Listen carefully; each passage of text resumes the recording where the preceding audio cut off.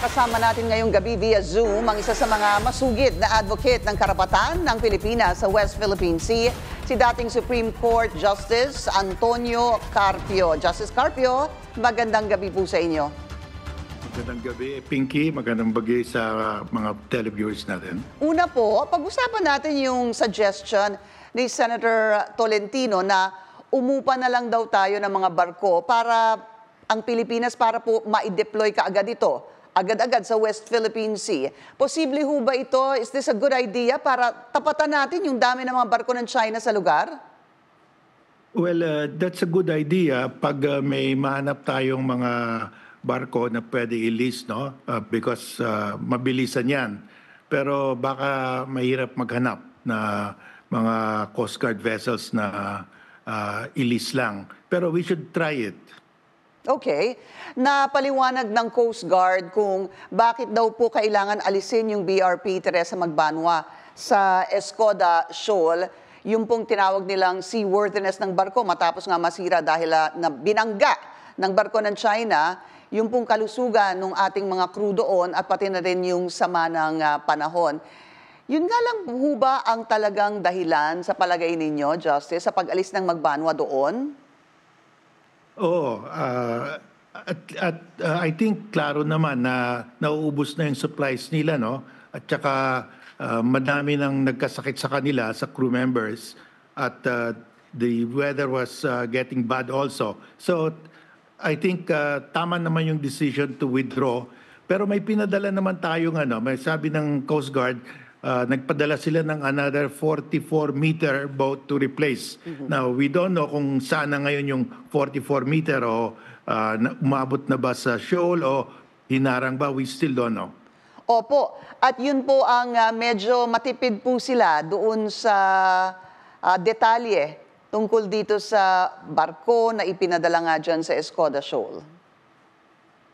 Oh, probably, they still don't want to disclose it for some security reasons, pero we'll soon know.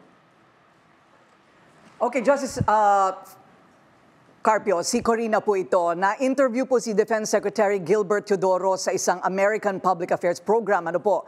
At isa sa mga ipinunto niya ay ang tungkol sa tulong ng US para masiguro ang karapatan ng Pilipinas sa West Philippine Sea.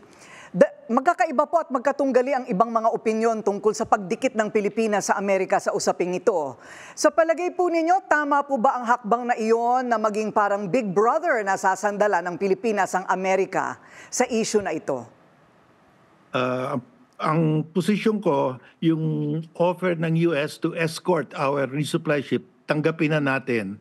Dahil ang plano ng China, iraram yung ating mga Coast Guard vessels hanggang maubos ang Coast Guard vessels natin, wala na tayong Coast Guard na magpatrol sa West Philippine Sea.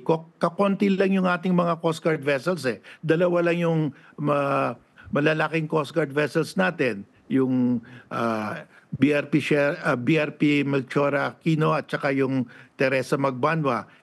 Nabutasan na yung Teresa Magbanua. So iisa na lang yan. It takes about 6 months to repair. So pag wala na yon, pag nabutasan yung isa pa, wala nang malaking barko tayo doon. Ang hirap, pag maliit, hindi pwede tatagal doon sa Escoda Shoal. It will have to be replaced quickly, no? So yun ang problema natin. So we must, it's time to already accept the offer of the US.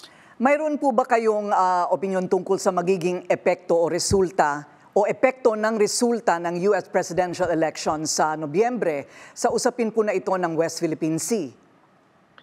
Well, yung both Republicans and the Democrats naman, pareho yung position nila sa South China Sea. They're against the encroachment by China. They want freedom of navigation and overflight. So ang tingin ko, hindi magbabago yung policy nila, whether it's a Democrat or Republican that will win, as far as the South China Sea is concerned. What about the pronouncements of presidential candidate Donald Trump about limiting supply and help to foreign countries in problems that they find themselves in with other countries?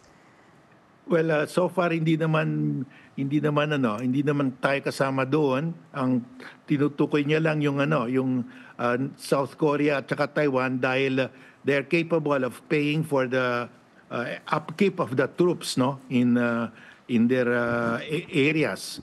Tayo naman we're not that financially strong to pay for the upkeep of the American troops. Marami pong salamat sa inyong panahon sa amin ngayong gabi, Justice Antonio Carpio.